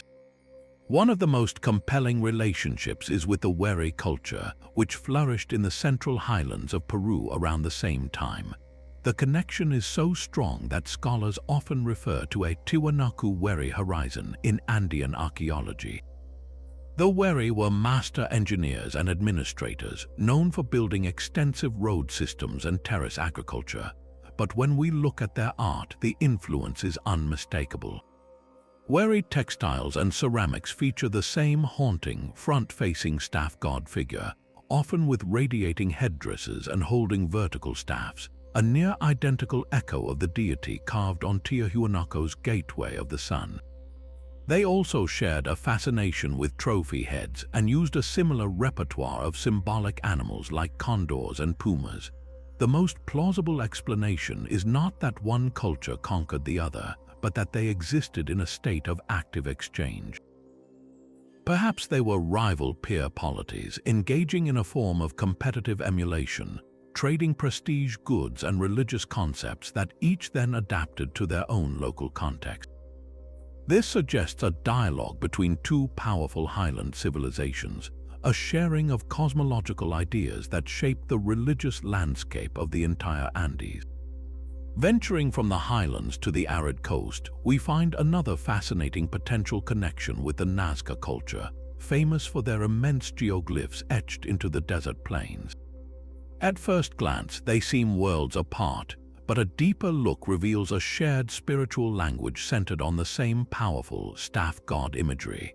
A magnificent textile known as the Paraca's mantle, found in a coastal tomb, depicts a figure that is virtually a mirror image of the Tiahuanaco deity, complete with a radiating headdress and streamers, holding staffs and surrounded by lesser attendants. The similarity is so precise it feels like a direct import or a deliberate copy. This is not just a case of similar artistic styles, it points to a shared religious current that flowed from the highlands to the coast. The Nazca, with their own deep astronomical traditions, may have incorporated and reinterpreted the powerful symbols of the highland civilization, seeing in the staff god a concept that resonated with their own beliefs about celestial power and agricultural fertility. This wasn't necessarily direct political control, but rather the spread of a potent ideological package, carried along trade routes that brought highland goods like obsidian and pottery down to the coast in exchange for precious shells and other marine treasures. Perhaps the most controversial and thought-provoking questions involve looking beyond the South American continent altogether. The precise, modular, and almost prefabricated stonework at Pumapunku, with its complex interlocking joints and perfectly flat surfaces, bears a startling resemblance to construction techniques found in ancient Egypt and Mesopotamia. While mainstream archaeology firmly attributes this to the universal human discovery of the most effective way to build with stone and to the phenomenon of parallel development, the visual parallels are undeniable and continue to fuel speculation. Even more tantalizing are the linguistic and mythological connections. The creator god Viracocha, who emerges from Lake Titicaca, shares remarkable similarities with other global flood and creation myths. His journey after creation, traveling as a teacher and bringing knowledge to different peoples, mirrors the stories of figures like Quetzalcoatl in Mesoamerica or even Osiris in Egypt. These narrative echoes could be explained by the universal human experience and the archetypal nature of such stories.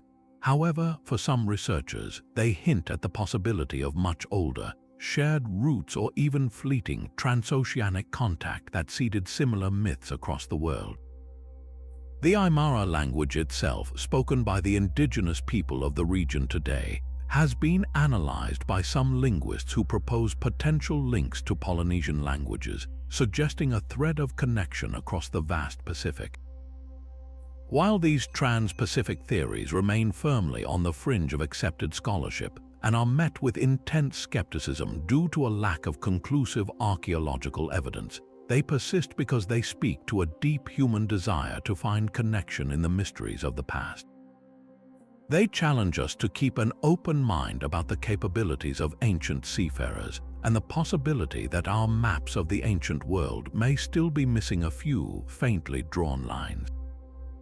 Whether through direct contact, shared ancestral myths, or the incredible power of the human mind to arrive at similar solutions independently, the story of Tiahuanaco becomes infinitely richer when we see it not as an isolated marvel, but as a potential participant in a much larger and still hidden conversation of the ancient world. Modern archaeological work at Tiahuanaco began in earnest not with professional diggers, but with ambitious treasure hunters and railway engineers in the 19th century. These early forays were less about scientific inquiry and more about extraction, often causing significant damage as they tunneled into mounds like the Akapana pyramid in search of artifacts and precious metals. The true father of Tiahuanaco archaeology is arguably Bolivian scholar Carlos Ponce Sanguinés, who in the 1960s initiated the first major systematic excavations. It was Ponce's team that began the painstaking work of clearing debris, reconstructing fallen walls, and mapping the core of the city, giving the world the first coherent picture of its monumental center. His work, though foundational, was very much of its time, focused on exposing the grand architecture of the elite without much regard for the surrounding city where the common people lived. For decades, this perspective defined Tiahuanaco in the public imagination, a ceremonial center of temples and plazas, seemingly isolated on the empty Altiplano. This understanding began a dramatic shift in the 1990s with the work of American archaeologist Alan Kalata. His interdisciplinary project, the Proyecto Wheeler Jawera, fundamentally changed the narrative by asking a different set of questions. Instead of just focusing on the stone monuments, Kalata and his team investigated the vast, seemingly empty plain surrounding them. What they discovered was nothing short of revolutionary. Through extensive surveying and excavation, they revealed that Tiahuanaco was not an isolated ceremonial complex, but the core of a sprawling, dense urban metropolis that housed tens of thousands of people at its peak. They uncovered the remains of extensive residential districts with compounds for different social classes, workshops for specialized artisans, and a complex network of canals and aqueducts that supplied the city with fresh water. This was a living, breathing city, and its survival was directly tied to the vast agricultural system of raised fields Carlotta's team also studied, proving the city's genius was as much hydrological as it was architectural. The most groundbreaking revelations, however, are happening right now, not with shovels and trowels alone, but with advanced technology that allows archaeologists to see into the earth without ever breaking ground. The use of ground-penetrating radar and drone-based magnetometry has transformed the site into a whole new puzzle. In 2015, a team using this technology made a stunning announcement. Their scans revealed that the known monuments we see today are merely the tip of the iceberg. They detected a massive, previously unknown underground pyramid buried just south of the Kalasasaya temple.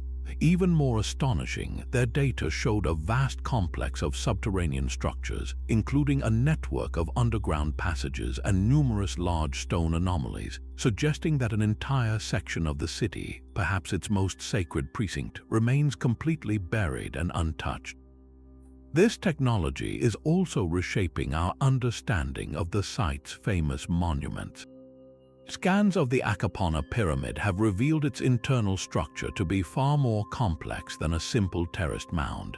It is laced with a sophisticated web of channels that weren't for drainage alone, but were likely designed to funnel water in a very specific, ritualistic path from the summit down to its base, literally turning the man-made mountain into a simulacrum of a living, flowing Andes peak. Similarly, surveys around the Pumapunku platform have confirmed that the devastation we see on the surface is not the result of haphazard collapse, but of a cataclysmic event, perhaps an ancient flood or a massive earthquake, that tossed these multi-ton blocks around like children's toys, hinting at a force of nature so immense it could dismantle the most precise stonework ever created.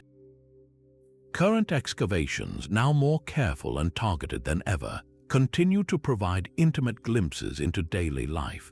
Recent digs in the residential zones have uncovered workshops where craftspeople worked spondylus shell and lapis lazuli, confirming the city's far-reaching trade networks. Analysis of soil samples and ancient refuse piles is providing a detailed menu of the Tiwanaku diet, from the types of fish they caught in the lake to the variety of potatoes and quinoa they cultivated. Perhaps most movingly, the excavation of modest graves, not just elite tombs, is giving a voice to the common people, revealing their health, their family structures, and their own personal beliefs through the simple grave goods they were buried with. Each new shard of pottery, each new scan of the soil, is adding a sentence to the story of Tiahuanaco, proving that this city of stone was built and lived in by people of extraordinary resilience, whose complete story is only now beginning to emerge from the sacred ground. Yet for all the compelling work of mainstream archaeologists, the profound mysteries of Tiahuanaco have also made it a magnet for more speculative and controversial ideas. The sheer scale of the stones, the precision of the cuts, and the unanswered questions of its age have created a fertile ground for theories that venture far outside the boundaries of conventional archaeology. Perhaps the most famous of these is the ancient astronaut hypothesis, popularized in the 1960s by Swiss author Erich von Däniken. In his book Chariots of the Gods, von Däniken looked at the gateway of the sun and saw not a calendar but a runway. He interpreted the central figure as a representation of an astronaut, complete with a rigid spacesuit and a helmet, and the 48 winged figures as depictions of his crew or other celestial visitors. In this view, the impossible stonework of Pumapunku was not the product of human ingenuity, but of advanced alien technology, laser-like tools and anti-gravity devices given to a primitive people by extraterrestrial visitors. This theory, while captivating for a global audience, is almost universally rejected by the academic community. Archaeologists point out that it relies on a profound misinterpretation of the iconography, stripping the symbols of their cultural and spiritual context to fit a modern science fiction narrative. More critically, the ancient astronaut idea commits what many see as a deeply dismissive act. It effectively robs the indigenous people of the Andes of their own incredible achievements. Instead of recognizing the Tiwanaku as masters of their environment who developed sophisticated engineering and astronomical knowledge over generations, it attributes their work to an outside, otherworldly force. This not only ignores the gradual evidence of technological development we do have, but it also perpetuates a harmful stereotype that ancient non-European cultures were incapable of such grandeur on their own. Beyond visitors from the stars, Tiahuanaco has also been swept up in the enduring legend of lost continents. In the early 20th century, some occult philosophers and theosophists like H.P. Blavatsky proposed that Tiahuanaco was a surviving outpost of Lemuria, a mythical lost continent in the Pacific Ocean. An even more persistent theory links the city to Atlantis. Proponents of this idea point to the geological evidence of a massive flood and the site's potential port status, arguing that Tiahuanaco must be a remnant of the advanced Atlantean civilization that Plato described. They suggest that after the cataclysm that sank Atlantis, survivors fled to the high Andes and rebuilt their city, using their advanced knowledge to create the monumental structures we see today. While the idea of a global, advanced precursor civilization is a powerful and romantic notion, it faces a fundamental geological impossibility. The theory of plate tectonics, which is as robust a scientific theory as evolution or gravity, shows that the continents move at a rate of inches per year. There is no mechanism by which an entire continent the size of Atlantis could have sunk beneath the ocean within the timeline of human civilization. The Andes Mountains themselves are relatively young in geological terms, and the Altiplano was formed by the slow, grinding collision of tectonic plates over millions of years, not a single sudden cataclysm. The evidence for dramatic water events around Tiahuanaco is better explained by the natural expansion and contraction of ancient Lake Titicaca due to climate change, not a planet-altering flood. So why does Tiahuanaco, more than almost any other site, attract such extraordinary theories? The answer lies in the potent combination of its genuine mysteries and the limitations of our own knowledge. The mainstream archaeological narrative, while robust, still has gaps. We cannot yet fully explain the quarrying and transportation methods with absolute certainty. The precise purpose of every symbol and structure remains open to interpretation, and the question of its earliest origins still sparks legitimate debate. For a human mind confronted with something that seems inexplicable, it can be more satisfying to fill that gap with a dramatic story of aliens or lost worlds than to sit with the more complex, gradual, and ultimately human truth that a culture we are still coming to understand achieved something we can barely replicate. These controversial theories, however fringe, serve a purpose. They are a testament to the awe that Tiahuanaco inspires, a measure of just how extraordinary this place truly is. They challenge mainstream science to ask better questions, to dig deeper, and to continue the hard work of uncovering a truth that is, in its own way, more incredible than any fiction. While the stones and scans offer one kind of evidence, to truly approach the heart of Tiahuanaco's mystery, we must listen to a different kind of history, one not written in books or carved in stone, but carried for centuries in the memory and language of the Aymara people. For them, this is not a distant archaeological puzzle. It is Tipicolla, the central stone, the very navel of the world and the place of their genesis. Their oral traditions provide a living, breathing context that transforms the silent ruins from a collection of enigmatic structures into a sacred landscape pulsating with meaning. These stories, passed down through countless generations, offer a profound and continuous narrative that may contain the deepest echoes of the original builder's own cosmology. The Aymara creation story centers on the god Viracocha, a figure who emerges not from a void but from the deep, dark waters of Lake Titicaca. In the beginning, the world was shrouded in darkness, and it was Viracocha who brought forth the sun, the moon, and the stars, illuminating the cosmos for the first time. His next act of creation happened at Tiahuanaco at Tiahuanaco. Here, he shaped the first human beings from the very stone of the earth. Some versions say he fashioned them from clay, breathing life into them before sending them out into the world through subterranean passages to populate the different regions. This narrative powerfully explains the rows of distinctive stone heads in the semi-subterranean temple. They are not trophies or portraits of foreigners, but representations of those first ancestors, the original people of all nations, created right there in that sunken court.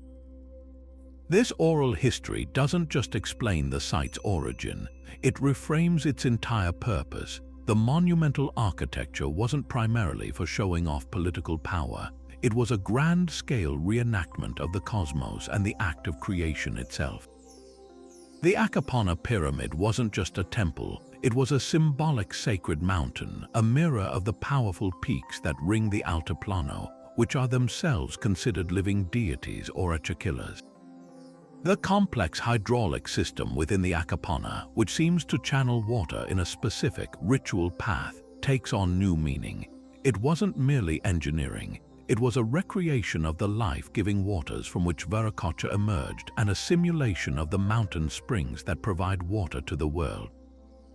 The entire city becomes a massive ritual instrument designed to maintain the balance of nature and honor the source of all life. Furthermore, the Aymara worldview, known as Suma Kamonya or living well together, emphasizes a reciprocal relationship with nature or Pachamama, Mother Earth. This philosophy of balance and reciprocity likely has roots deep in the Tiwanaku past. The sophisticated agricultural system of Sukakolas can be seen not as a technology of domination over nature, but as a technology of conversation with it, a way to work with the water, the sun, and the earth to create abundance in a spirit of mutual care. This perspective suggests the Tiwanaku state's power was derived not just from controlling food surplus, but from its perceived role as the primary maintainer of this sacred balance between the human world and the natural and spiritual worlds. The Aymara also speak of a great cataclysm, a massive flood called Uno Pachacuti, which translates to a turning over of time and space. This event purged the world of a failed, earlier humanity, forcing Viracocha to start again. This tradition aligns strikingly with the geological evidence we discussed earlier, the fossils, the scattered megaliths, and the submerged ruins around Lake Titicaca all point to a dramatic rise in water levels in the distant past. For the Aymara, this isn't a theory, it's a foundational chapter in their history, explaining why the shorelines changed and why the great city was ultimately abandoned.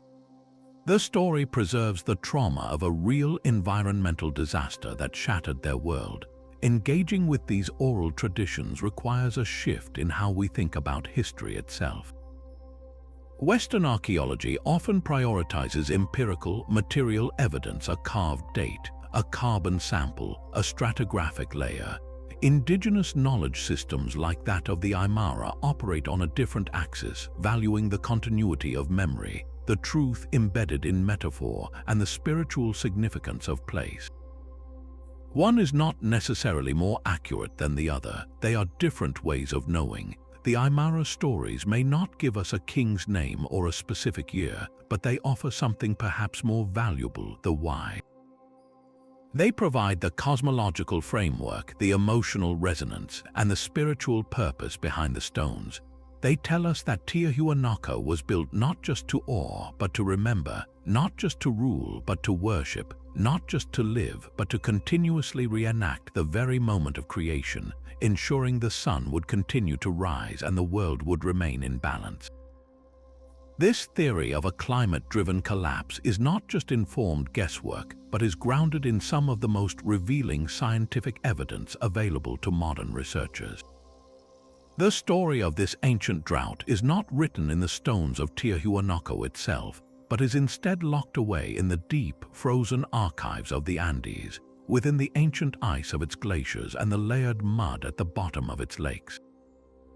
Paleoclimatologists, scientists who study past climates, have drilled deep into these natural repositories, extracting long cores of ice from glaciers like the nearby Quelcaya ice cap and pulling up tubes of sediment from the bed of Lake Titicaca. These cores act as a climate time capsule, preserving a year-by-year record of environmental conditions stretching back thousands of years. Just as a tree's rings can tell us about periods of rain or drought in its lifetime, the layers in these ice and sediment cores contain a wealth of information. They hold trapped air bubbles, pollen grains, volcanic ash, and chemical isotopes that together form a detailed diary of the past. By meticulously analyzing these cores, scientists can reconstruct a startlingly precise picture of what the climate was like during the height of the Tiwanaku civilization and in the centuries that followed. What this environmental detective work reveals is a tale of dramatic climatic reversal.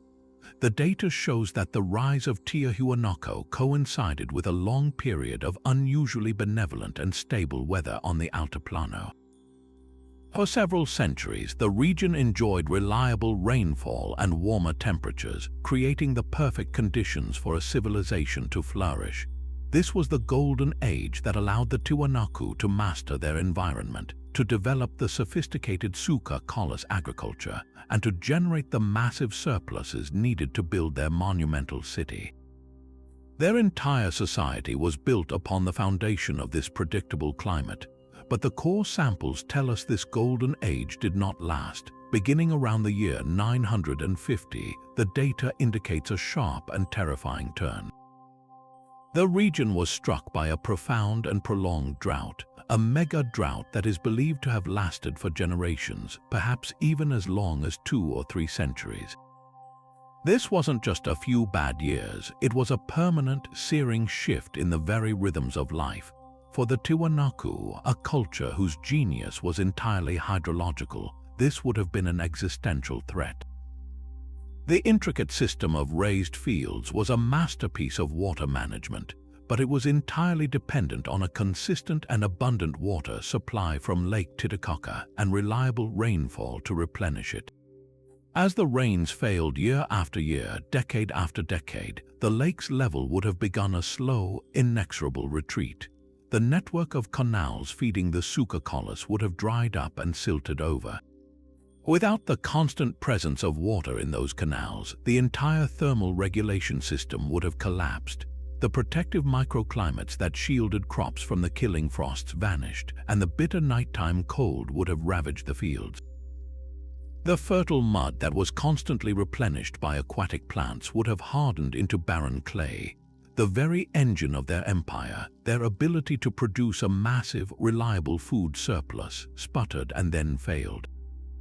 We can only imagine the slow-moving catastrophe that unfolded. At first, the priestly elite in their Akapana stronghold would likely have doubled down on their rituals, pleading with Viracocha for the rains to return. Their entire claim to divine authority was based on their ability to intercede with the gods to maintain balance, and the prolonged drought represented a catastrophic failure of that covenant. As the food stores dwindled, the social contract that held this complex society together would have frayed and then shattered. The authority of the rulers would have evaporated in the face of widespread hunger. The vast labor force that built and maintained the monuments would have been forced to return to a desperate struggle for subsistence. Outlying colonies, once bound to the capital by trade and ideology, would have been cut off and left to fend for themselves. The great city, once a magnet for people and goods from across the continent, would have become a place of famine, conflict, and finally, abandonment. People likely dispersed in small family groups, migrating to lower, wetter valleys or being absorbed by other, hardier cultures, taking their knowledge of agriculture and architecture with them, but leaving their grand stone capital to the relentless wind. The climate data provides a powerful and sobering lesson.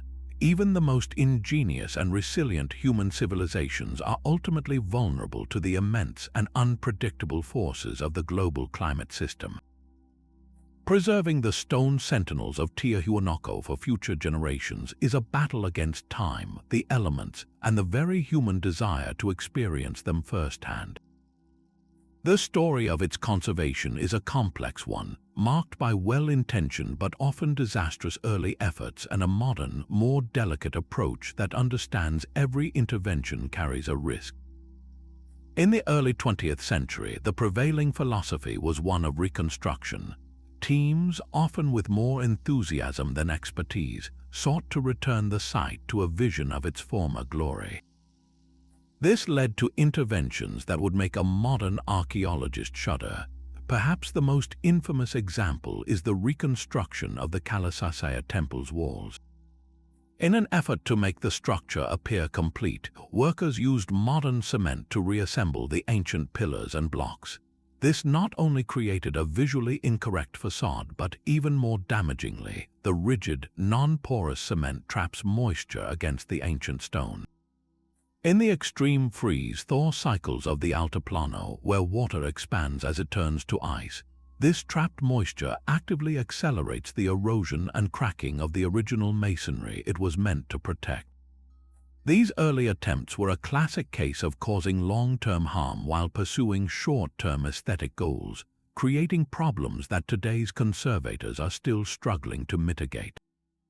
The shift to a more scientifically rigorous and minimally invasive approach began in the latter part of the 20th century and continues today under the guidance of both Bolivian authorities and international experts from organizations like UNESCO, which designated Tiahuanaco a World Heritage Site in 2000. The modern philosophy is not about rebuilding, but about stabilizing, protecting, and understanding. This involves painstaking work. Conservators now use sophisticated tools like three-dimensional laser scanning to create perfect digital records of every stone and fracture before they even touch the physical site. This allows them to monitor the most minute movements or erosional changes over time. When physical work is necessary, they use traditional materials like lime-based mortars that are porous and chemically compatible with the original andesite, allowing the stones to breathe and move naturally. The focus is on managing water drainage away from foundations, reinforcing structures from behind, and protecting exposed surfaces with gentle, reversible shelters rather than rebuilding missing sections. Perhaps the greatest and most constant challenge is balancing the competing demands of preservation, research, and tourism. Tiahuanaco is not a museum exhibit locked in a climate-controlled case. It is a living cultural landscape, a place of immense spiritual significance for the local Aymara community, and one of Bolivia's most important tourist attractions. The footfall of thousands of visitors each year, however, creates inevitable wear and tear on the ancient paving stones and fragile structures. Tourism brings essential revenue for conservation work and supports the local economy, but it must be carefully managed.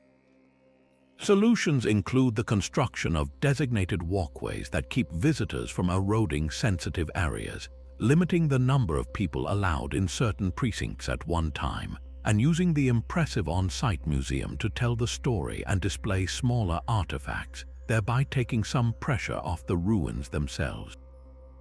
Yet, even as these measures are implemented, new threats emerge on the horizon, both literal and figurative. Climate change poses a potentially catastrophic risk.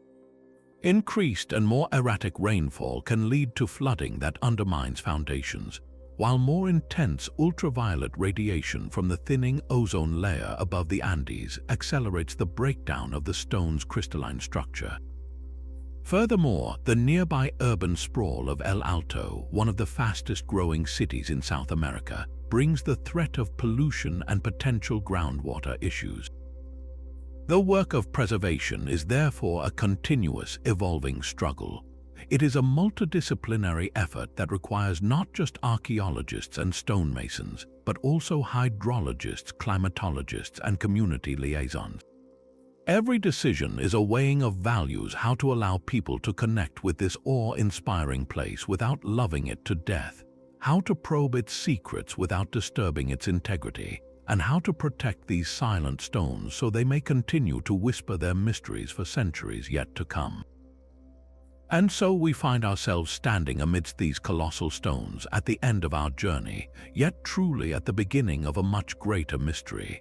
The story of Tiahuanaco is not one that can be neatly wrapped up with a bow. It is a story that remains stubbornly, thrillingly open-ended.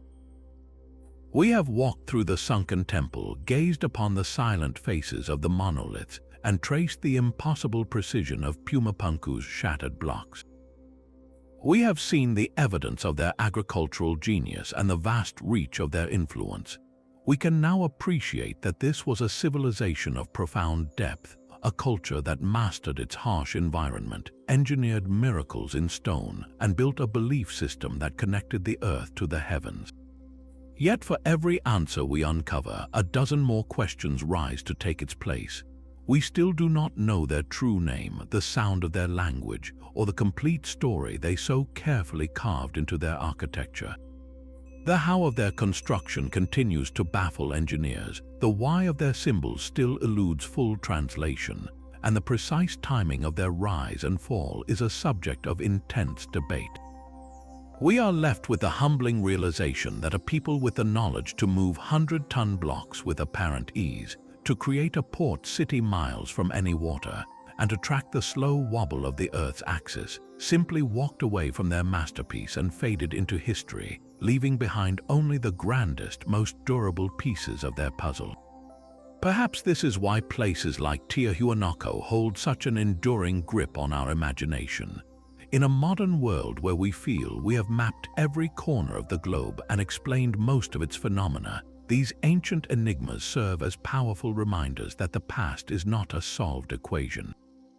They challenge our assumptions about the linear progression of technology and force us to consider that ancient cultures possessed forms of knowledge and ways of seeing the world that we have since forgotten. They whisper of possibilities of lost techniques, of forgotten histories, of connections between cultures that we are only beginning to glimpse. They invite us to wonder, to speculate, and to remain curious. This is not just about the past, it is about our own place in the long arc of human history. Looking at Tiahuanaco, we are confronted with the fragility of even the greatest civilizations in the face of a changing climate, and we are inspired by the incredible resilience and ingenuity of the human spirit. Their story is a testament to what we can achieve, and their silence is a warning of what can be lost. The stones of Tiahuanaco are more than an archaeological site. They are a mirror reflecting our own desire to understand, to create something lasting, and to find our own meaning in the universe. So the conversation does not end here, it continues with you. What do you think happened to the builders of this incredible city? Do you believe the conventional timeline, or does the evidence point to a much older origin story? What theories about their technology or their connection to other ancient cultures resonate most with you? The search for answers is a collective journey, and every perspective adds a new piece to the puzzle. Share your thoughts, your questions, and your own theories in the comments below. Let's keep the mystery alive.